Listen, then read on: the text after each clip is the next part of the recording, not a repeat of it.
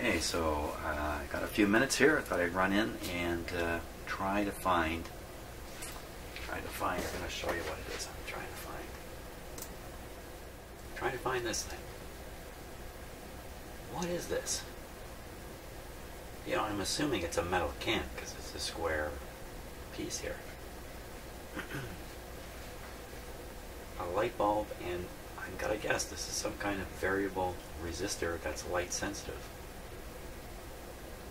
And what it does is it, excuse me, I'm gonna guess it's a little like a cathode resistor working on these two tubes here. I don't know what kind of values might be here, but that probably explains the wrong voltage being here. I didn't measure 4.8, I measured a much higher one. I bet you this bulb is burned out. You know, I spent a long time looking for this, and I found it, so I'm going to show it to you. I found it by tracing this wire.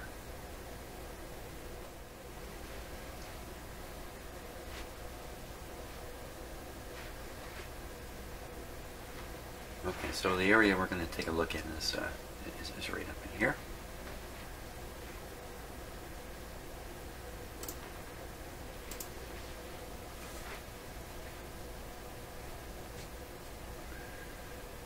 Okay, so there's the diode, and this was the capacitor that I checked out fairly thoroughly before, and the combination of those two guys makes for a simple power supply. There's the extra capacitor that somebody else added in. So what's that thing back there? So the wire I traced comes from here. It's one of the white ones there. I just traced it along very carefully. Up along here, right down and right onto this terminal.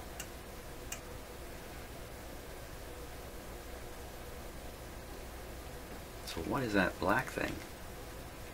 I think that's the mystery. Let me pull this out of the way. That's got to be the mystery gizmo. The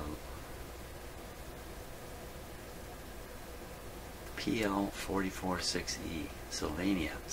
Well, they make light bulbs, don't they? Okay, so it would have probably a couple leads at one end, which it seems to have. And then you'd expect a couple leads at the other end.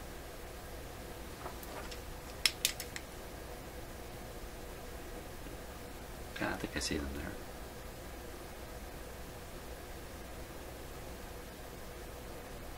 Well, it almost looks like a light bulb sticking out there. It's all in, I imagine it's a shrink sleeve material of some sort. That's got to be it. How do I know if that's working or not?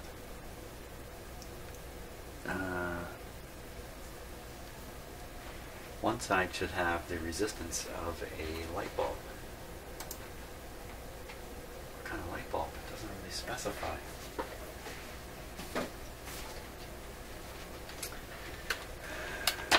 The other side is some kind of resistor. I don't know what its value is supposed to be either. But neither should be open. Open circuit.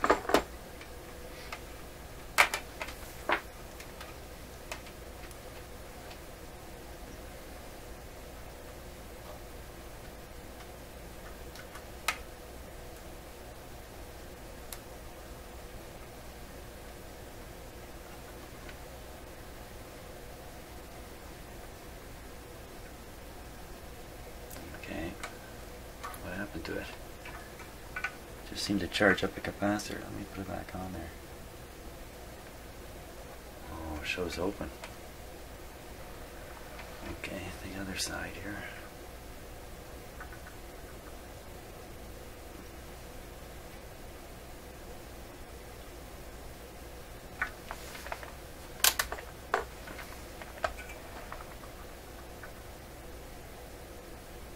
Some tricky way to trip on the 38 kilohertz oscillator.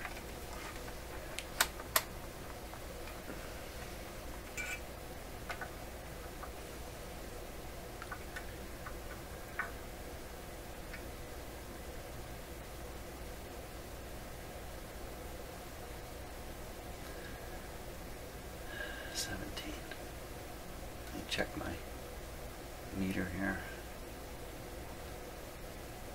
Almost 0. 17 at one end. The end that looks like it might be a light bulb.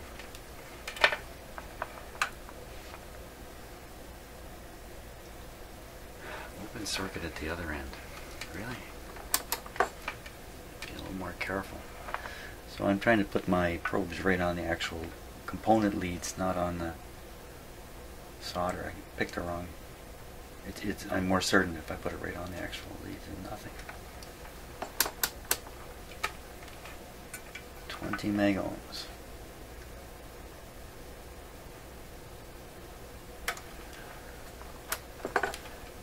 200. Let's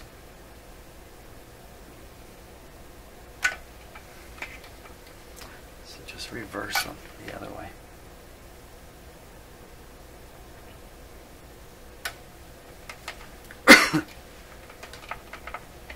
So one end appears to be open, and the end that is open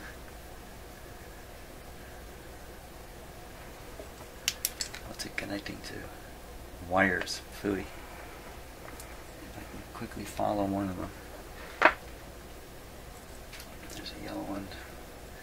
The yellow one that goes to this tube. Pin number 8. Pin number 8 on the 12AU7. Pin number 8 on the 12AU7.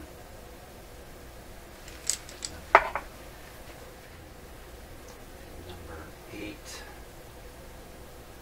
Right there. 1287.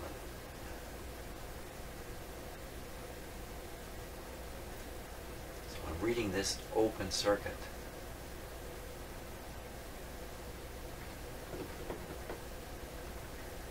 The voltage I was reading here would be, I don't know, some weird thing. I'm reading with a high impedance meter. If I read it with a low impedance meter, it might have said 0 here. So what's the deal here?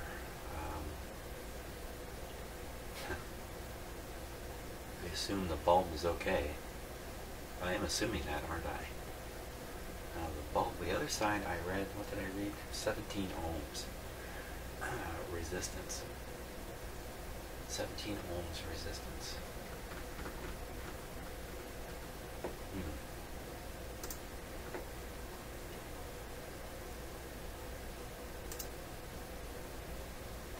So we have 17 ohms.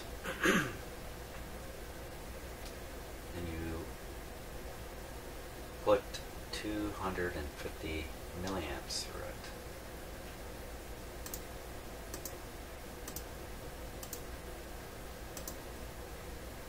4 watts.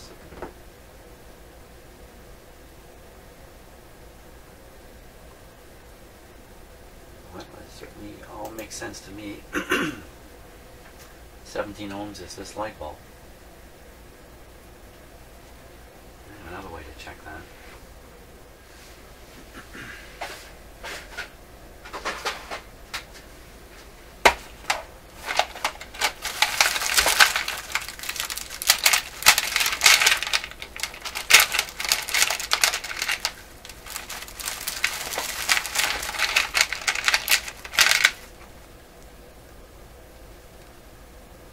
Six to 8 volt bulb. A couple of them here.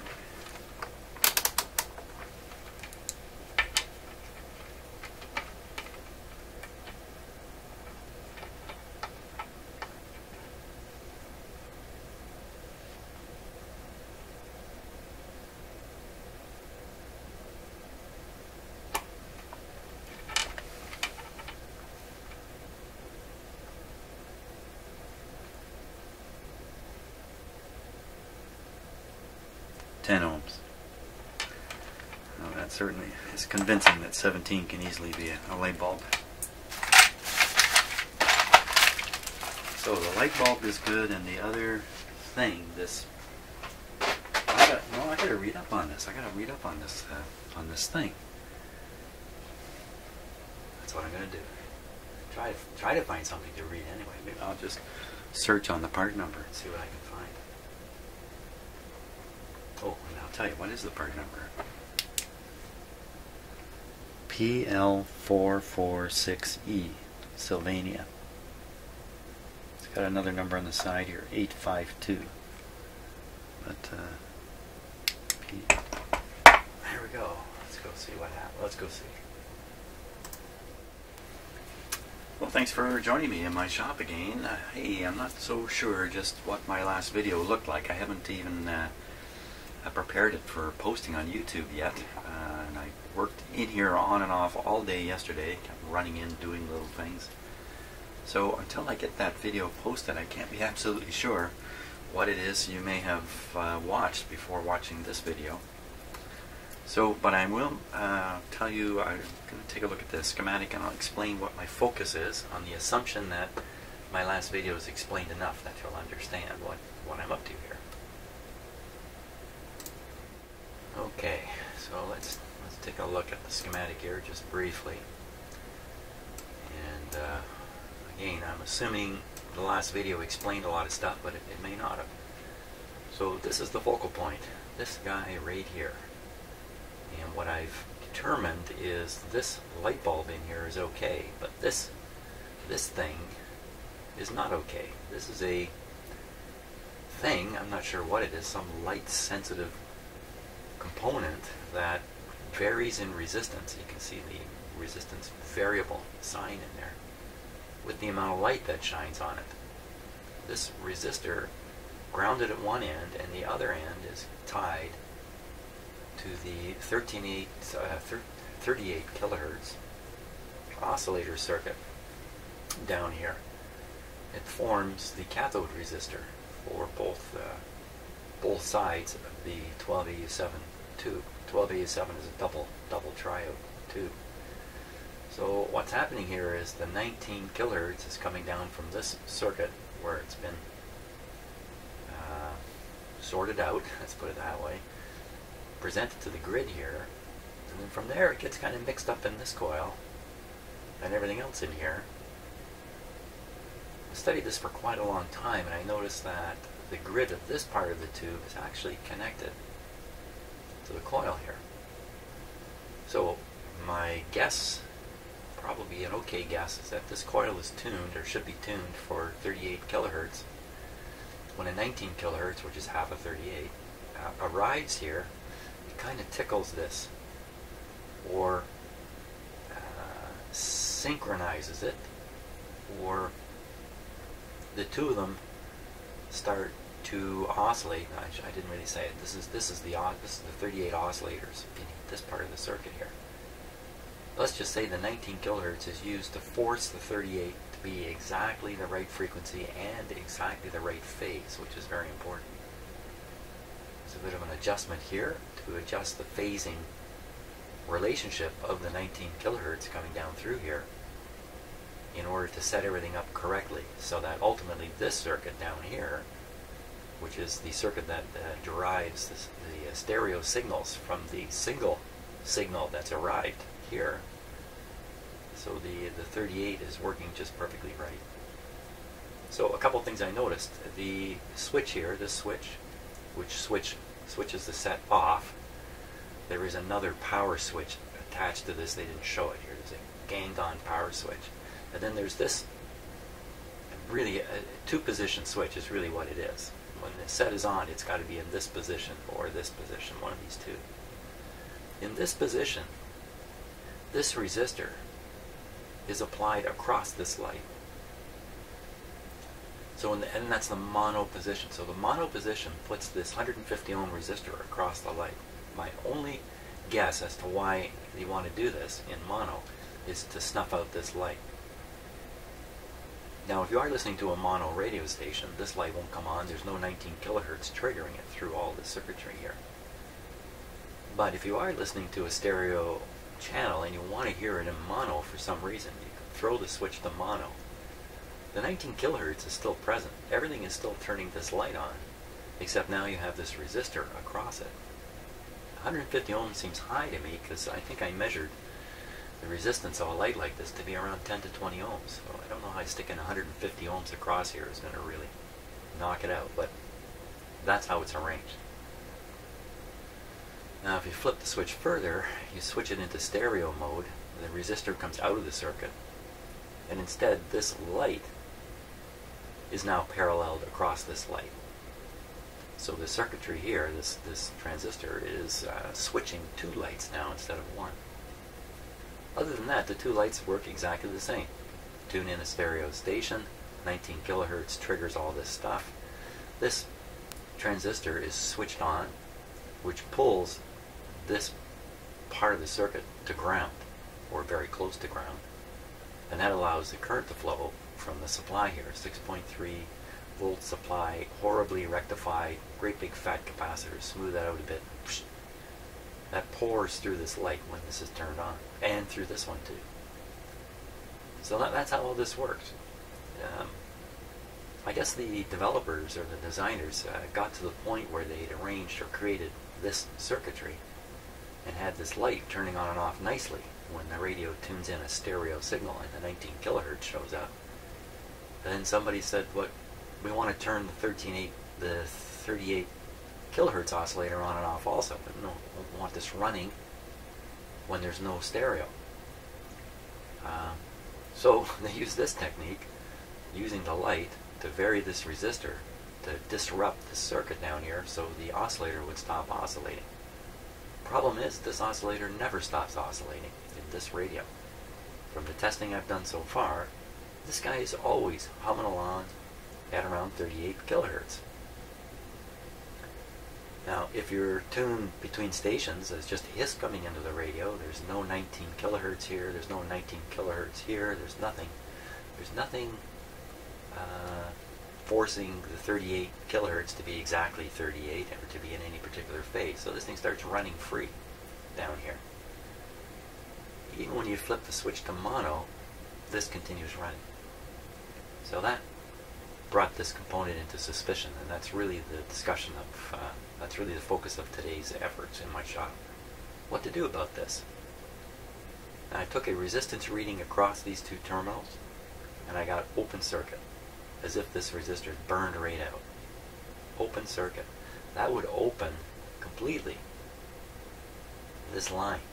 I don't know what would happen with these two tubes at that point, with this completely ungrounded. I really couldn't tell you.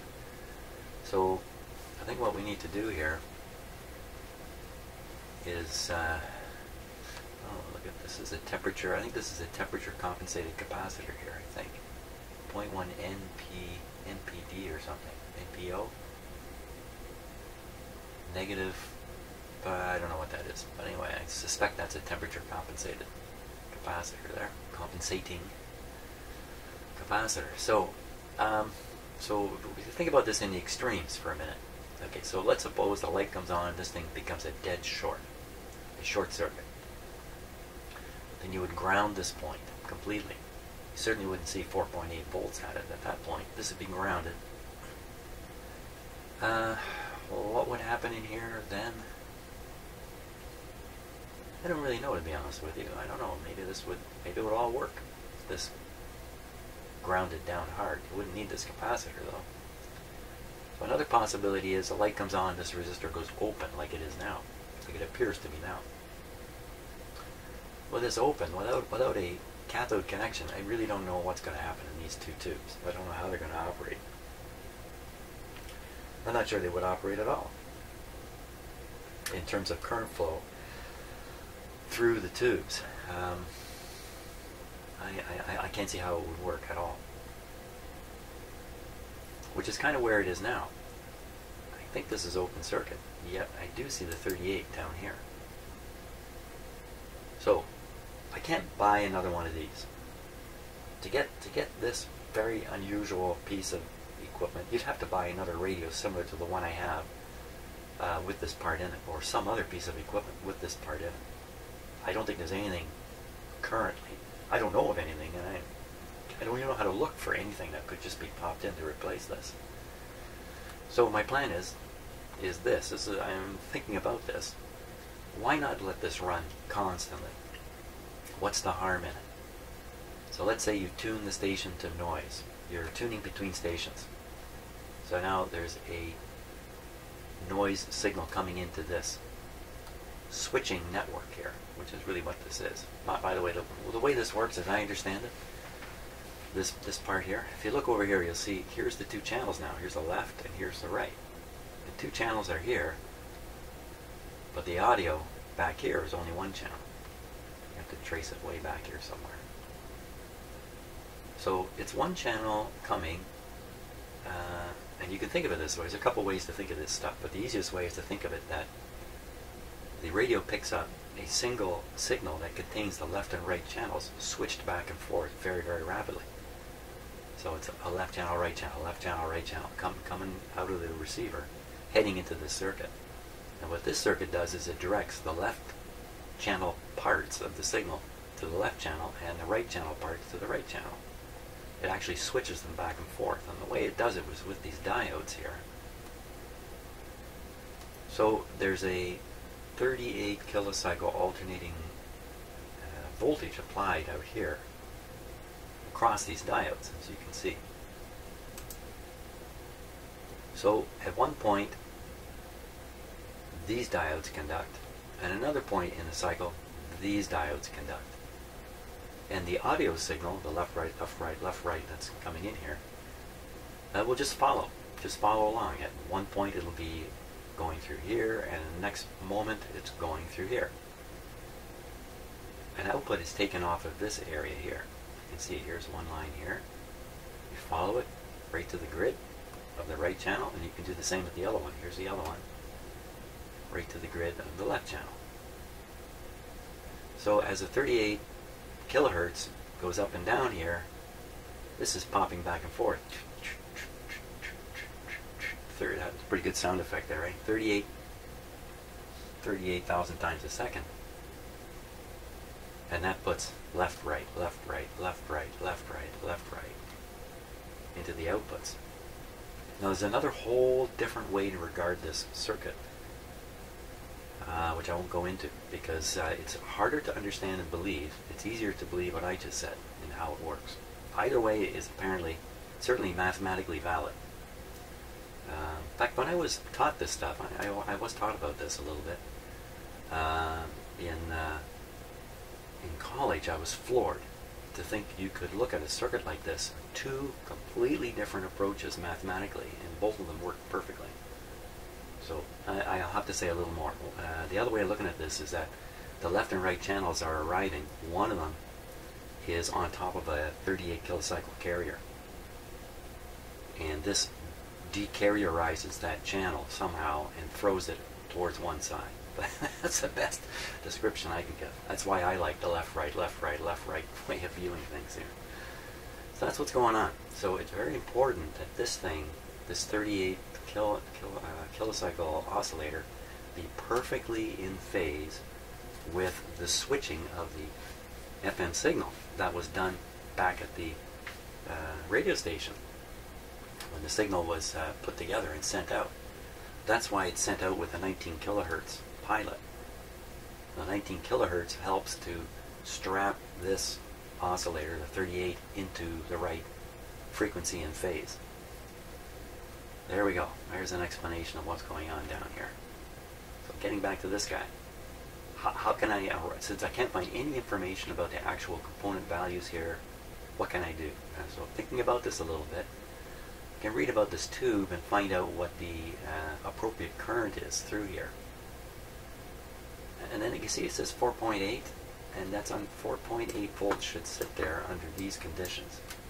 Okay, look over here. Tuning indicator 100 megacycles, no signal, no signal. Okay, so that means no signal, that means no 19 kilohertz, that means no light here, that means this resistor is in the no light state, which would, the desired effect is to turn this off.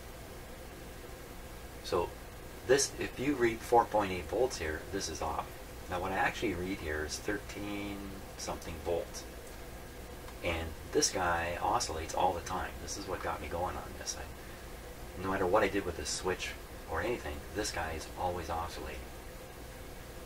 So that's what got me going on this whole journey through all this stuff. Incidentally, here's a little story I'm going to tell you while we're looking at this, since we spent so much time on it. So the 19 kilohertz comes through this tuner. This is a tuning coil, sensitive or tuned up for 19 kilohertz. Comes out of here. Look at the circuitry here. There's a diode, okay, a Zener diode, a transistor, a diode, and in the middle of all this solid state stuff is a tube. Couldn't they have figured out how to do this entire circuit just with solid state devices? Maybe another transistor here? Surely to goodness there's another way to work this out without a tube in the middle of it. But here's my thinking. This is half of a 6U8. So my imagination says they used the other half of the 6U8 down here, and then we're left with half a tube not doing anything. This part not doing anything. And the designers looked at each other and said, well, you know what? That's going to look real stupid. Can't we do something with the other half of the 6U8, the triode? And somebody came up with this. Okay, well, let's do this. We'll stick it in here.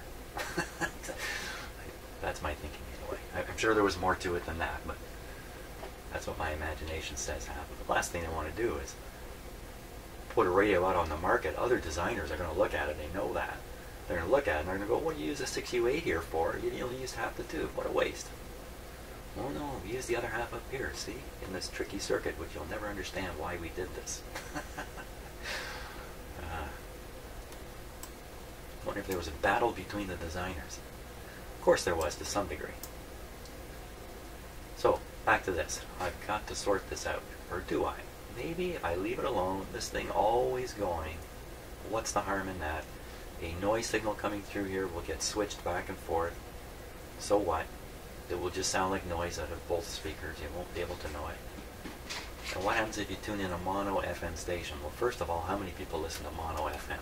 Okay, my hand's up. I actually do. I listen to CBC, Canadian Broadcasting Corporation radio stations on FM. I think a lot of people don't even know this. They're all mono. There's no stereo. CBC never advanced all of its systems to stereo. Isn't that a shocker? Now they have other FM network, if you like, a different FM network called, like the one I listen to is called Radio 1. There's also Radio 2. Radio 2 is in stereo. It does play a lot of music and all that kind of stuff. Radio 1's a little more news oriented, and they use music a little bit here and there. So nobody misses the stereo. I never even realized it for years. I was kind of floored to find that out. But that's the only one. Every other FM station is in stereo, for crying out loud. So when you tune in the stereo one, this all comes to life. The 19 kilohertz is shot down into here. And as long as this is working properly, at that point the 19 kilohertz will constrain the 38 into exactly the right frequency and the right phase, provided everything's adjusted correctly. So maybe this is just fine. I just leave this. Just ignore it all. Just leave it. And the fact that I read 13 volts here, well, that's under the condition where there is a signal present. It doesn't tell me anything about what to expect if there's a signal present. So I guess, based on that thinking, then the best thing I can do here is operate the set, measure the channel separation with a stereo signal, which is actually the next few steps in the alignment process, and then determine if this thing is actually capable of working with this component defective. And it's interesting, this component has kind of gone into a fail-safe mode. If it stops working, well, in this radio anyway, in this particular receiver, it's failed, but it hasn't stopped this from working. Now on the other hand, if this thing is completely open, I must need some kind of resistance in here to ground. There must be some need for it. So we might still get there. And the first thing I'm going to do is I'm going to repeat my test measurements on this. And then, excuse me, and then we'll carry on and just see how well it works out at this end. If it's all working well, what do I care about this? Okay, that's far too much talking. Okay, once again, because I'm not so sure what I've posted before this episode here, let me just point out a couple of things. One, this capacitor here, which I bent out, was sitting right above this black component here, making it virtually impossible to see this thing. This is the light sensitive resistor. Excuse me. I tested, there's 2 leads out one end and 2 leads out the other. 2 of the leads show 10 ohms, the other ones show an open circuit. Let's just verify that.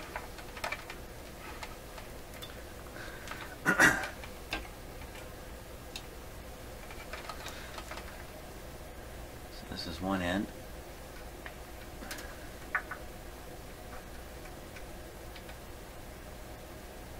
Okay, not 10, 17 ohms.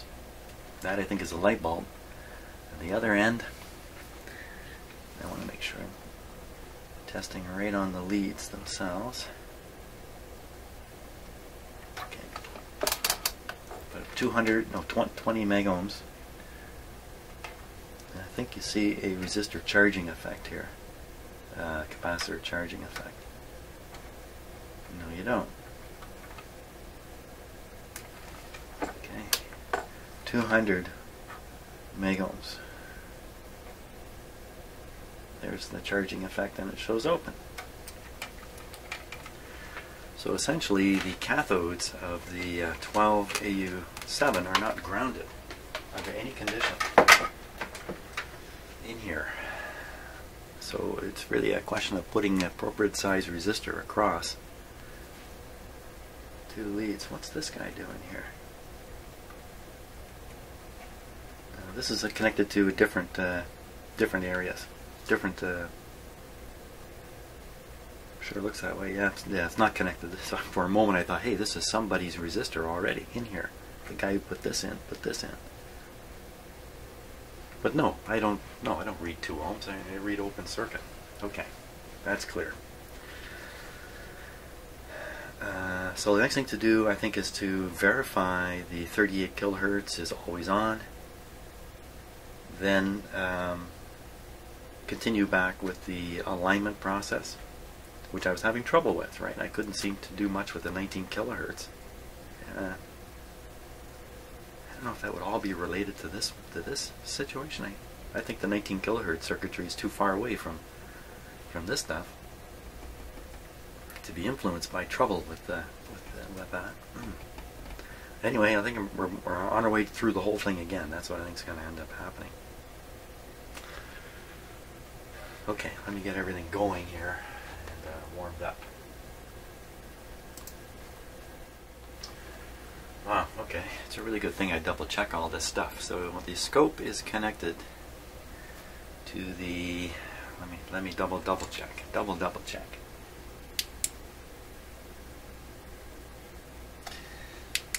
Connected to the 38 kilohertz transformer. You see the probe going in there. It's right on the secondary, one of the secondary transformer leads. I see a straight line on the scope right now.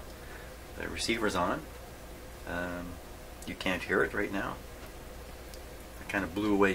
One of the problems with one of my previous videos is I left the sound on, took my headphones off, forgot what it was going on the video, and proceeded to work along with a gigantic hiss all over the video. So that's a whole chunk there I may not be able to post.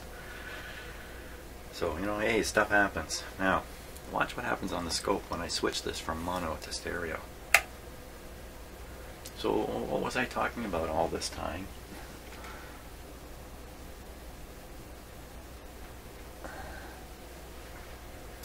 Now, that's 50 microseconds per division. And there's 1, 2, virtually exactly 2 humps in here, 2 cycles per division. 2 cycles per division at 50 microseconds is 40,000 hertz, 40 kilohertz. So there you are. That's 38 kilohertz sitting there. Throw the switch. It disappeared. funny. I'm sure it wouldn't go away on my last testing round. So now what I'm discovering here is everything appears to be working. Let me tune off. So I'm on a stereo station right now. The stereo light is on. Let me tune off. Yeah, now you see what's happened now is the 38 has disappeared, and it's just a bunch of noise in the circuit. Without the 19, this thing won't oscillate at 38. Why did I think it would? I convinced myself that this would oscillate all on its own. Okay, I just tuned in another station. It would be interesting now. You know what would be really interesting? I'm going to do this. I'd get the 19 kilohertz up on the other scope channel so we can compare the 19 and the 38. And then when I do the phasing and stuff like that, we'll be able to see all this. So just about everything else I said earlier is wrong. Seems to be now.